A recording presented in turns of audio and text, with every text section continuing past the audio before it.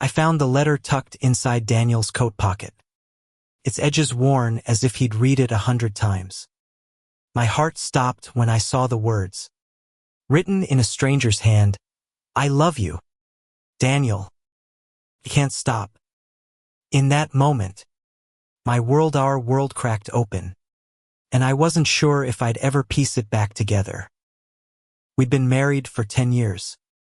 Daniel and I, high school sweethearts turned small-town success story in upstate New York, where we ran a cozy bookstore together. Everyone in Hudson thought we were perfect, Emma and Daniel, the couple who laughed too loud at their own jokes, who danced in the shop's aisles when no one was watching.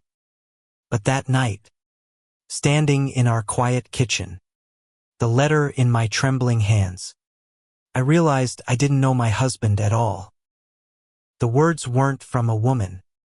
They were from Lucas, the new barista at the coffee shop next door. I'd met him charming, soft-spoken, with warm brown eyes that lingered a little too long when he handed me my latte. I thought nothing of it. Until now. I didn't confront Daniel right away. Couldn't. My mind was a storm of questions. How long? Why him? Why us? I spent the next day watching Daniel from across the bookstore, his easy smile as he helped customers, his fingers brushing the pages of a novel like nothing had changed. But everything had. I saw the way his gaze flickered toward the coffee shop's window, the way his phone buzzed more than usual. I saw the lie in every gesture. That evening, I followed him. I'm not proud of it, but grief makes you do things you never thought you'd do. He left the bookstore at dusk, saying he was grabbing dinner supplies. Instead, he walked to the park 2 blocks away, where Lucas waited on a bench, his silhouette framed by autumn leaves. They didn't touch, but the way Daniel leaned toward him, the way Lucas's voice softened at it was intimate in a way that gutted me. I stood behind a tree, my breath shallow, watching my husband confess his love to another man. I can't keep doing this to her, Daniel whispered, his voice breaking. But I can't let you go either. Lucas reached for his hand, then stopped, his eyes scanning the darkness as if he sensed me. I slipped away before they saw me, my heart pounding so hard I thought it might burst. Back home, I sat on our couch, the letter crumpled in my fist. Daniel came home an hour later, smelling of cold air and guilt. "Hey," he said, his voice too bright. "You okay?" I wanted to scream, to throw the letter in his face, but I didn't. Instead, I nodded, my throat tight. Just tired. I lied. The next morning, I did something reckless. I went to the coffee shop. Lucas was behind the counter, his smile faltering when he saw me. "Emma," he said, like my name was a warning. I didn't order anything. I just stood there, staring at him, trying to see the man who'd stolen my husband. He was kind, I realized, in a way that made my anger falter. His eyes held a quiet pain, like he was carrying his own heartbreak. "I know," I said finally, my voice low. "About you and Daniel." His face went pale, and for a moment, I thought he might deny it. But he didn't. He just nodded, his hands gripping the counter. "I'm sorry," he whispered. "I never meant to hurt you." I wanted to hate him. I wanted to hate Daniel. But all I felt was a hollow ache, like I'd lost something I couldn't name. "Why?" I asked, my voice breaking. Lucas looked down, his jaw tight. "Because I love him," he said simply. And he loves me. I left the coffee shop without another word, my mind spinning. That night, I made a decision. I wasn't going to let this destroy me. I wasn't going to let Daniel's secret tear our world apart without a fight. But it wasn't the fight anyone would expect. I started small. I invited Lucas to dinner. Daniel's eyes widened when I told him. But he didn't argue. Maybe he thought I was testing him. Maybe he was right. The dinner was tense. The air thick with unspoken truths. Lucas sat across from me, his fork hovering over his plate, while Daniel barely touched his food. I didn't bring up the letter. I didn't need to. They both knew I knew. After dinner, I asked Lucas to stay. Daniel froze, his eyes darting between us. "We need to talk," I said, my voice steady despite the storm inside me. All three of us. And so, we did. It was messy, raw, and painful. Daniel admitted he'd been struggling with his feelings for years. Feelings he'd buried since we were teenagers. Lucas admitted he'd tried to walk away, but couldn't. And I admitted I didn't know who I was without Daniel. But I wasn't ready to give up. That night, we didn't solve anything. But we started something. Conversation. A reckoning. I didn't know where it would lead. But I knew one thing. I wasn't going to let love mine, Daniel's, or Lucas destroy us without understanding it first. The days after our dinner felt like walking on glass. Every word Daniel and I exchanged was careful, measured, like we were both afraid of shattering something fragile. But the bookstore, our sanctuary, became a battleground of silences. I'd catch him staring out the window toward the coffee shop, and I'd wonder if he was thinking of Lucas or me. I started researching. Late at night, when Daniel was asleep, I read articles about bisexuality, about marriages that survived infidelity, about love that didn't fit neatly into boxes. I wasn't sure what I was looking for answers. Maybe, or a way to make sense of the chaos in my heart.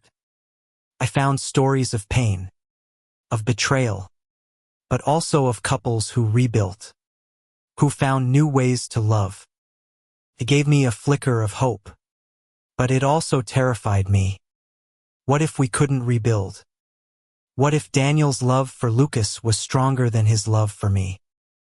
I started talking to Lucas more, not because I wanted to, but because I needed to understand. We met at the park, the same place I'd seen them together.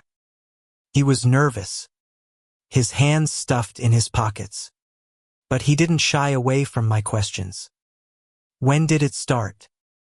I asked, my voice sharper than I meant. He told me about a night 6 months ago, when Daniel had stayed late at the coffee shop, helping Lucas close up. A conversation turned into a confession, then a kiss. I didn't know he was married at first, Lucas said, his voice heavy. When I found out, I tried to end it, but he kept coming back. I hated how much I understood. Daniel had always been stubborn, chasing what he wanted with a quiet intensity. It's what made him propose to me at 19. What made him pour everything into our bookstore. But now, that intensity was tearing us apart. One night, I couldn't take the silence anymore. I confronted Daniel in our living room, the letter in my hand like a weapon. "Why didn't you tell me?" I demanded, tears burning my eyes. "Why did you let me think we were okay?" He sank onto the couch, his face crumpling. "I didn't know how," he said. "I've been fighting this part of myself my whole life. Emma, I thought marrying you would make it go away." His words hit like a punch. I'd always thought our love was enough, that it was the one true thing in a messy world. But now I saw the cracks: his late nights, his distance, the way he'd flinch when I asked about his past. "Did you ever love me?" I whispered. He looked at me, his eyes wet. "I love you more than anything," he said. "But I love him too." I didn't sleep that night. I walked the streets of Hudson, the cold air biting my skin, trying to figure out what to do. Divorce was the obvious answer, but it felt like giving up. I loved Daniel, even now, even after everything. But I couldn't ignore Lucas, the man who'd changed everything. I started to see him not as the enemy, but as someone caught in the same storm. The next week, I suggested therapy, not just for me and Daniel, but for all three of us. Daniel looked at me like I'd lost my mind, but Lucas agreed immediately. "I want to do this right," he said, "whatever that means." Our first session was awkward. The therapist, a kind woman named Dr. Ellis, guiding us through the tension. She asked us to write letters to each other, things we couldn't say out loud. I wrote to Daniel about my fear of losing him, to Lucas about my struggle to hate him. Daniel wrote about his shame, his love, his confusion. Lucas wrote about his loneliness, his hope, his guilt. Reading those letters broke something in me, but it also built something new. I saw Daniel's pain, not just mine. I saw Lucas's heart, not just his role in our mess. We didn't have answers, but we had a start. Dr. Ellis suggested we keep talking, keep writing, keep facing the truth. By the end of that month, we'd settled into a strange routine. Lucas would join us for dinner once a week, and we'd talk not just about the affair, but about our lives, our dreams, our fears. I learned Lucas had grown up in a small town like ours, hiding who he was to survive. I learned Daniel had known he was bisexual since he was 16 but thought he could outrun it. And I learned I was stronger than I thought, capable of facing pain head-on. But the town was starting to notice. Whispers followed us in the bookstore, at the grocery store, in the coffee shop. Hudson was small, and secrets didn't stay secret long. One day, a customer, Mrs. Hargrove, who'd known me since I was a kid, pulled me aside. "Is it true?" she asked, her voice low. "About Daniel and that man?" I froze, my heart racing. I didn't know how to answer, but I knew one thing: our world was about to get a lot more complicated. The whispers in Hudson grew louder, like a storm rolling in. I felt eyes on me everywhere: at the bookstore, the diner, even the post office. People didn't say much outright, but their glances spoke volumes. Daniel noticed too. He started avoiding the coffee shop, but Lucas still came to our dinners. His presence a quiet defiance against the town's judgment. One night, a brick crashed through the bookstore's window, shattering the quiet. Scrawled on it in red paint was a single word: freak. Daniel's face went white as he swept up the glass, his hands shaking. I wanted to scream at the world, at the coward who'd done this, but I held his hand instead. "We'll fix it," I said, my voice steadier than I felt. Lucas showed up an hour later, his eyes red, and helped us board up the window. No one spoke, but the weight of our shared pain was enough. The incident lit a fire in me. I wasn't going to let hate win. I started researching local LGBTQ+ support groups, hoping to find a community that could help us navigate this. I found one in Albany, an hour's drive away, and convinced Daniel and Lucas to come with me. The group was small but warm, a mix of people who'd faced their own battles. For the first time, Daniel opened up about his bisexuality in front of strangers, his voice trembling but clear. Lucas shared his story too, about growing up in a town that didn't accept him. I listened, my heart aching for them both, but also for me for the life I thought I'd had. Back in Hudson, I decided to take a stand. I organized a community meeting at the bookstore, inviting anyone who wanted to talk about what had happened. I expected backlash, but I also hoped for understanding. The turnout was bigger than I'd imagined. Neighbors, customers, even a few strangers. I stood at the front, my hands shaking, and told our story. Not the details of Daniel's affair, but the truth of our struggle, our love, our fight to hold on. Daniel stood beside me, his hand in mine, and Lucas sat in the front row, his eyes fixed on us. Some people walked out, others stayed, their faces softening. A few shared their own stories of hidden identities, of lost loves, of hope. Mrs. Hargrove, the same woman who'd questioned me, stood up and apologized. I didn't understand, she said, her voice thick. But I'm trying to. It wasn't perfect, but it was a start. The meeting changed something in Daniel.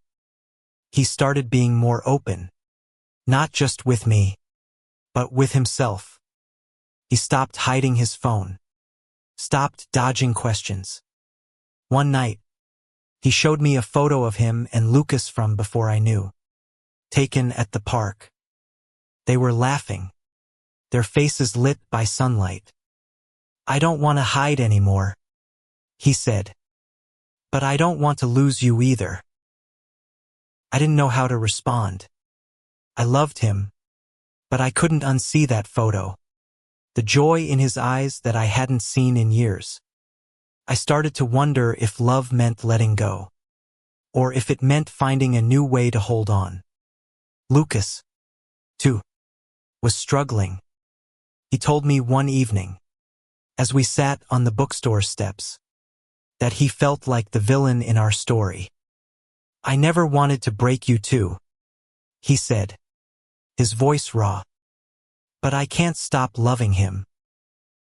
I didn't have answers, but I was starting to see them not as enemies, but as two men caught in a world that hadn't made space for them. And me, I was caught too, trying to hold onto a marriage while the ground shifted beneath me. Dr. Ellis suggested we try something radical, a trial separation. Not to end things, but to give us space to breathe. Daniel moved into a small apartment above the coffee shop, and Lucas stayed in his own place.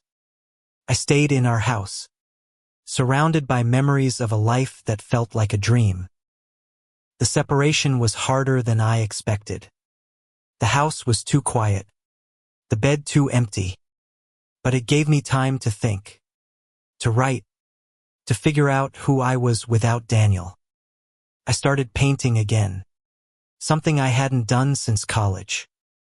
My canvases were messy, full of colors that didn't blend, but they felt honest. I painted Daniel's eyes, Lucas's hands, my own heartbroken but still beating. Daniel and I still worked together at the bookstore, and Lucas joined us for events, his presence less awkward now. The town was slowly changing too. The coffee shop started hosting open mic nights, and Lucas invited queer artists from Albany to perform. People came, some out of curiosity, others out of support. Hudson was starting to feel like a place where we could all exist, even if it wasn't perfect. But the real test was coming. Daniel's parents, devout and traditional, were visiting for Thanksgiving. They didn't know about Lucas, about the affair, about any of it. Daniel wanted to tell them, but I wasn't sure I was ready for that storm. Still, I agreed to host, knowing it would force us to face the truth head-on. Thanksgiving loomed like a dark cloud. Daniel's parents, John and Margaret, arrived with their usual warmth, hugging me tightly and praising the bookstore's new display. But I could feel the tension in Daniel. His smile strained as he set the table. Lucas wasn't coming. He'd insisted on giving us space, but his absence felt like a presence, a ghost hovering over every conversation. That night, after dinner, Daniel told them. We were in the living room, the fire crackling, when he took a deep breath and said, "Mom, Dad, I'm bisexual, and I've been seeing someone else, a man named Lucas." The silence was deafening. Margaret's face froze, her wine glass trembling in her hand. John stood up, his jaw tight, and walked out to the porch without a word. I followed him, not because I wanted to, but because someone had to. "John," I said, my voice soft, "he's still your son." He looked at me, his eyes wet with anger and pain. "How could he do this to you?" he asked. I didn't have an answer. Not really. All I could say was, "We're trying to figure it out. Together." Margaret stayed silent for most of the weekend. But on the last day, she pulled me aside. "Do you still love him?" she asked, her voice barely a whisper. I nodded, tears stinging my eyes. "Then why isn't that enough?" she pressed. I wanted to tell her it wasn't about enough, it was about truth. About love that didn't fit the mold we'd been taught. But I just hugged her, hoping she'd understand someday. After they left, Daniel and I sat in the bookstore, surrounded by books that held stories of love and loss. "I'm sorry," he said, his voice breaking. "For all of this." I took his hand, feeling the weight of 10 years. Of love. Of pain. "I know," I said. "But we're not done yet." The separation continued, but we started spending more time together, not as husband and wife, but as two people trying to understand each other. Lucas joined us sometimes, and I started to see him as a friend, not a rival. He had a quiet strength, a way of listening that made you feel seen. I understood why Daniel loved him, and that understanding was both a gift and a wound. One night, Lucas invited us to an art gallery in Albany, where he'd submitted a piece for a queer art show. His painting was raw, a swirl of blues and reds depicting two figures reaching for each other across a chasm. "It's us," he said quietly, standing beside me. "All three of us." I stared at it, my throat tight, seeing our story in every brushstroke. The gallery night changed something. We started talking about possibilities, open relationships, polyamory, things I'd never considered before. Dr. Ellis guided us, warning that it wouldn't be easy, that it required honesty and boundaries. I wasn't sure I was ready, but I was willing to try. For Daniel. For me. Maybe even for Lucas. Back in Hudson, the bookstore became a hub for change. We started a book club focused on queer stories, and people showed up, teenagers, parents, even Mrs. Hargrove. It wasn't perfect. We still got dirty looks. And someone spray-painted "Sinner" on the coffee shop's door. But we kept going. Cleaning up the paint.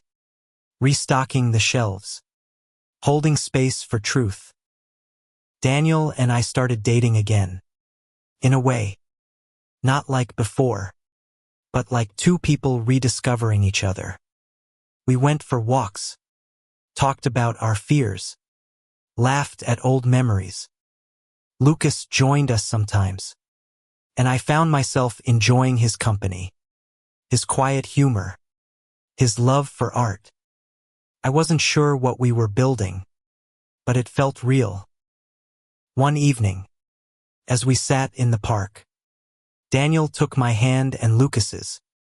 "I don't know what this is," he said, his voice steady. "But I want it to work." Lucas nodded, his eyes meeting mine. "Me too," he said. I didn't say anything, but I squeezed their hands, feeling the weight of possibility. The town wasn't ready for us. Not fully. But we were ready for each other. And that was enough for now. Winter settled over Hudson, blanketing the town in snow and silence. The bookstore glowed warmly against the cold. But inside, our lives were anything but settled. Daniel, Lucas, and I were navigating uncharted territory. A fragile dance of love and trust that felt both exhilarating and terrifying. We'd agreed to try an open relationship. With rules we spent hours hammering out with Dr. Ellis. Honesty was non-negotiable, no secrets. No hidden texts. Daniel and I were still married. Still living apart. But we saw each other daily at the bookstore. Lucas was a constant presence. Not just in Daniel's life but in mine. I didn't love him. Not like Daniel did. But I cared about him. That care was a seed. Small but growing. And it scared me. The town's reaction was mixed. The book club grew, drawing people from neighboring towns. But so did the backlash. Someone left a hateful flyer on the bookstore's door, calling us an abomination. Daniel wanted to ignore it, but I couldn't. I posted the flyer on social media, along with a message, "This is our home. We're not going anywhere." The post went viral in Hudson's small online community, sparking arguments but also support.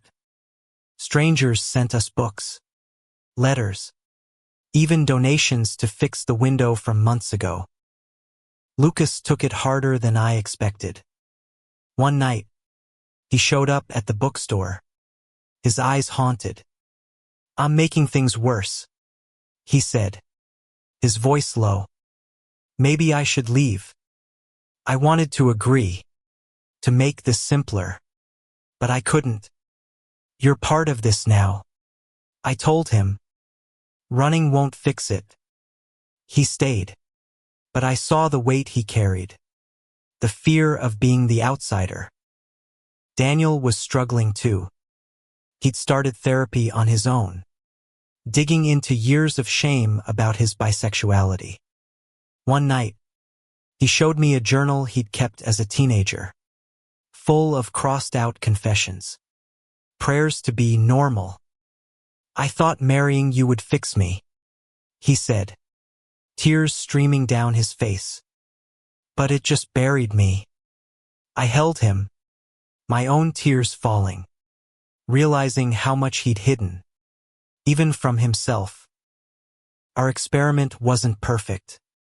There were jealousies, missteps, nights when I wondered if I was losing myself. But there were also moments of beauty. Daniel's laugh as we decorated the bookstore for Christmas. Lucas's quiet smile as he read poetry aloud at the book club. The three of us sharing coffee on a snowy morning, our breaths mingling in the cold air. Then came the fire. It was late January, a freezing night, when the coffee shop went up in flames.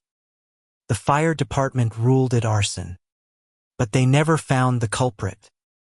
Lucas lost everything: his apartment above the shop, his paintings, his sense of safety. Daniel and I took him in, setting up a cot in the bookstore's back room. The town rallied, raising money to help Lucas rebuild. But the message was clear: not everyone wanted us here. Living together, even temporarily, changed things. I saw Lucas's vulnerability, his quiet strength as he sorted through charred remnants of his life. I saw Daniel's love for him, not as a betrayal but as a part of him I'd never understood. And I saw myself, still standing, still fighting for a life I believed in. One night, as we sat in the bookstore, surrounded by books and ash, I made a proposal. "Let's leave Hudson," I said. "Start over somewhere new." Daniel and Lucas looked at me, stunned. "Together?" Daniel asked, his voice cautious. I nodded. "All of us." It was a wild idea, one I wasn't sure I believed in. But the fire had burned away my fear of change. I didn't know if we'd be a throuple, family, or something else entirely. I just knew I wasn't ready to let go of Daniel, of Lucas, of the possibility of something new. We spent the next weeks planning. We researched cities: Portland, Austin, Seattle, places where we might fit, where love like ours might have a chance. The bookstore would stay open, managed by a friend who'd supported us from the start. The idea of leaving was terrifying, but it was also freeing. For the first time, I felt like we were choosing our future, not just surviving it. But Hudson wasn't done with us yet. As we prepared to leave, a group of locals organized a protest outside the bookstore, demanding we stop corrupting their town. The sight of their signs, their angry faces, broke my heart. But it also steeled my resolve.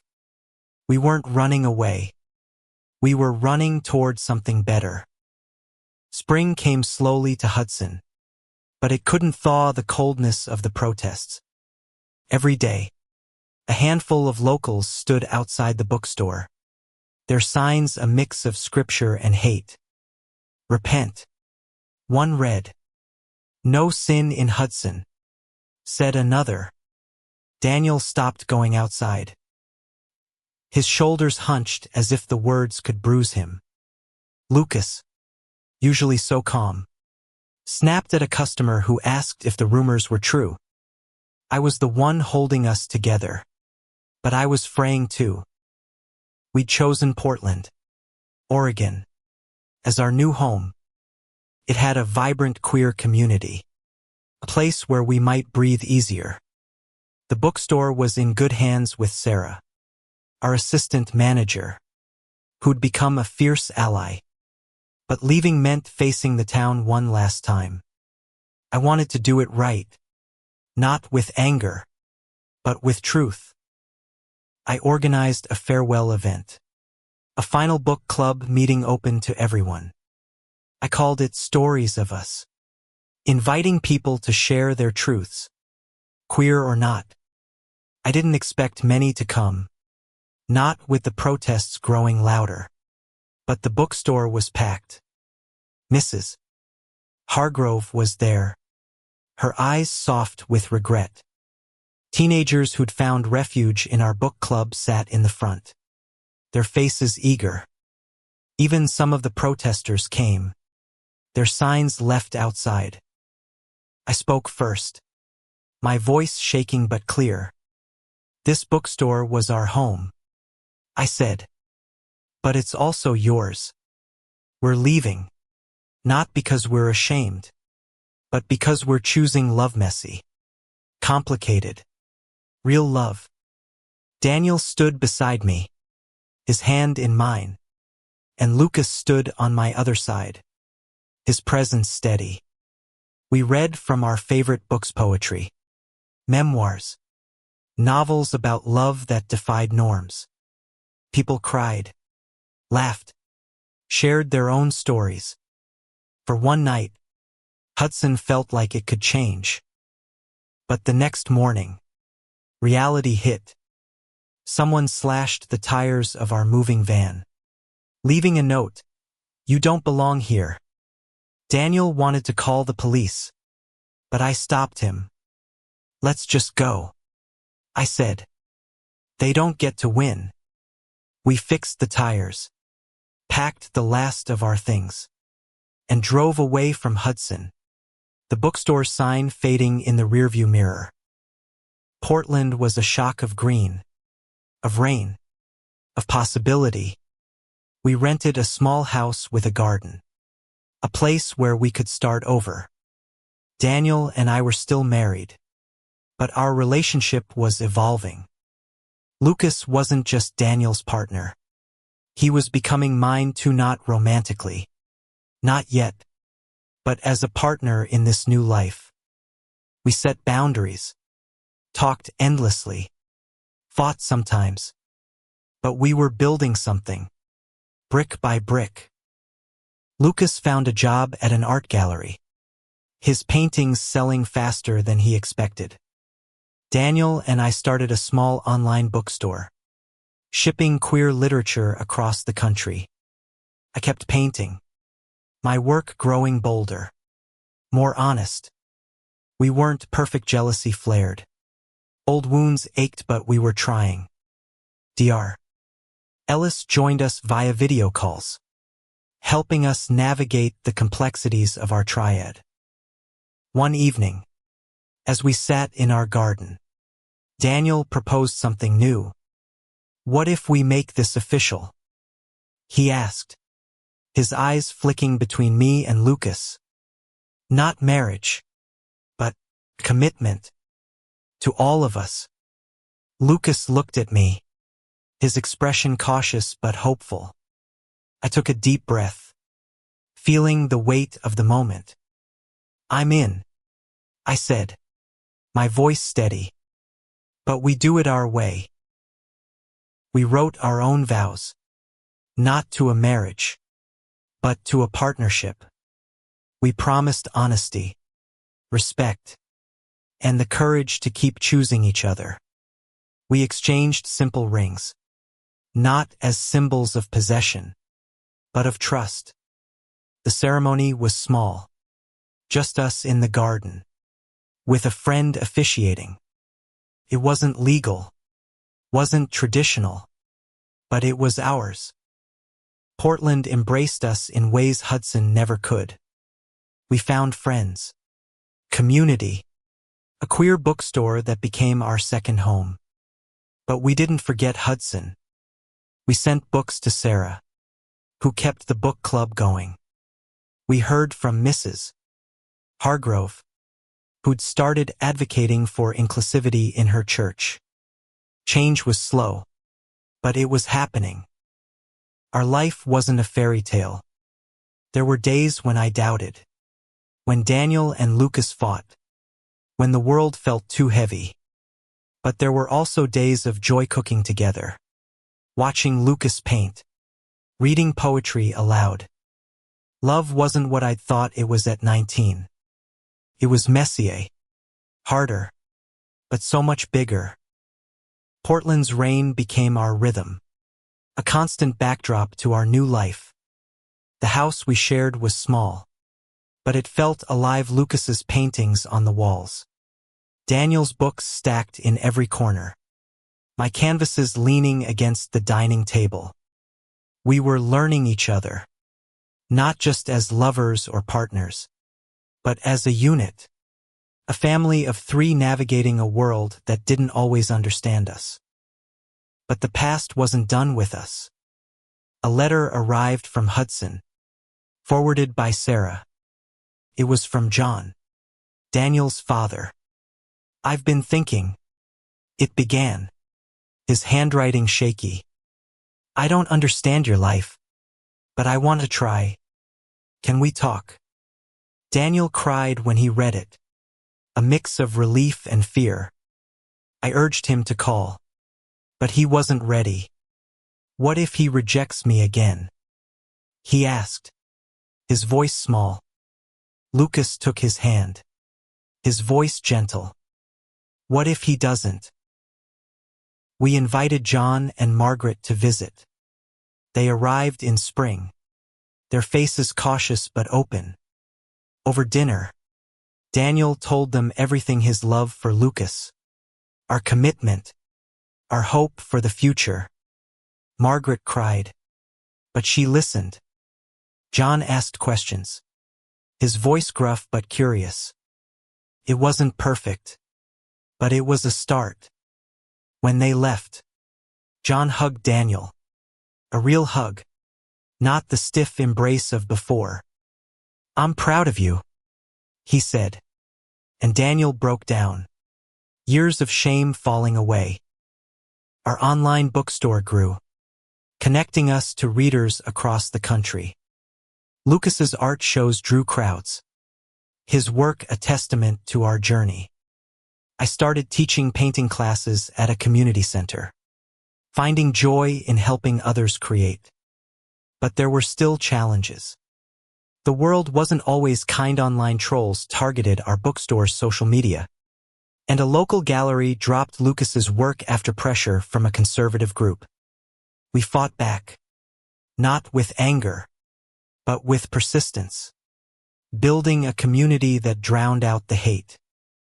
One night, Lucas came home with a new painting, a triptych of us: Daniel's intensity, my resilience, his own quiet strength. This is who we are, he said, hanging it in our living room. I looked at it, seeing not just us, but the love we'd fought for, the life we'd built from ashes. Kissed them both, not out of romance, but out of gratitude. We started hosting events at the queer bookstore in Portland, reading stories, sharing our own. People came young, old, queer, straight, drawn by the idea that love could be complicated and still beautiful. We weren't perfect ambassadors. We argued, we stumbled, but we were honest. And that honesty drew people in. Daniel's confidence grew. He started speaking at local events, sharing his journey as a bisexual man. Lucas and I sat in the audience, proud and a little awestruck. I realized I wasn't just Daniel's wife anymore. I was his partner, his equal, part of something bigger. Lucas, too, was finding his place, not just as Daniel's lover, but as my friend, my confidant. One evening, as we walked through Portland streets, Daniel stopped us. I never thought I'd have this, he said, his voice thick. You Bathory my home. Lucas smiled, his hand brushing Daniel's. I took their hands, feeling the weight of our rings, our vows. We're all home, I said. But life doesn't stop testing you. A call came from Hudson Sarah, her voice shaking. The bookstore had been vandalized again. The windows smashed, the shelves overturned. They wrote your names, she said. All three of you. My heart sank, but I wasn't surprised. Hate doesn't vanish. It lingers, waiting for a chance to strike. We flew back to Hudson, the three of us, to face the wreckage. The bookstore was a mess, but Sarah had rallied the community. Neighbors, book club members, even Mrs. Hargrove were there, cleaning up, restocking shelves. You're not alone, Sarah said, hugging me. I looked at Daniel and Lucas, their faces determined, and knew she was right. We stayed a week, rebuilding what we could. The vandals were never caught. But the town's response was louder than their hate. People donated books, money, time. The book club met again, bigger than ever. We left Hudson with a promise to return. Not as residents, but as visitors, as part of a community that was learning to grow. Back in Portland, we settled into our life with a new sense of purpose. The vandalism in Hudson had shaken us, but it also showed us what we'd built, a community that stretched beyond one town, beyond our own story. Our online bookstore became a platform for queer voices, shipping books to places where they were needed most. Lucas's art shows sold out, his work a beacon for others. My paintings found a home in local galleries, each one a piece of our journey. We weren't without scars. There were nights when doubt crept in, when I wondered if I'd made the right choice. Daniel and Lucas had their own struggles, moments when jealousy or fear threatened to unravel us. But we talked, always, even when it hurt. We wrote letters, like Dr. Ellis taught us, pouring out our fears and hopes. And we kept choosing each other, every day. One summer evening, we hosted a pride event in our garden. Friends, neighbors, and strangers filled the space, their laughter mingling with music. Daniel read a poem he'd written, his voice steady, about love that bends but doesn't break. Lucas unveiled a new painting, a vibrant explosion of color that captured our triad: messy, beautiful, real. I spoke last, sharing our story, not as a tragedy, but as a testament to resilience. A teenager approached me after, her eyes wide. "I didn't know you could love like that," she said. "Like, all of you, together." I smiled, my heart full. "It's not easy," I told her, "but it's worth it." She nodded, clutching a book we'd given her, and I saw a spark of hope in her eyes, the same hope I'd found in the ashes of my old life. Daniel's parents visited again, this time staying for a week. Margaret helped me in the garden, her hands gentle as she planted flowers. John and Daniel spent hours talking, rebuilding what had been broken. They didn't fully understand our life, but they were trying, and that was enough. As the years passed, our story became less about the affair, less about the pain, and more about what we'd created. We weren't a perfect throuple. Sometimes I wondered if we even fit the label. We were Emma, Daniel, and Lucas, three people who'd chosen to love through the mess, to build a life that didn't fit any mold but our own. One night, as we sat in our garden, the stars bright above us, Daniel took my hand and Lucas's. "Thank you," he said, his voice soft, "for not giving up." Lucas leaned against him, his smile quiet.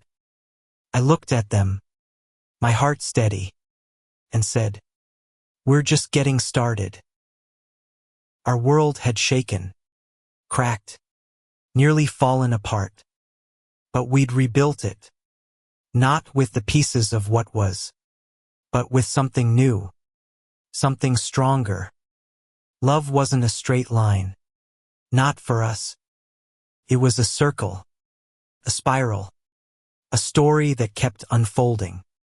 And we were writing it together, one messy, beautiful page at a time.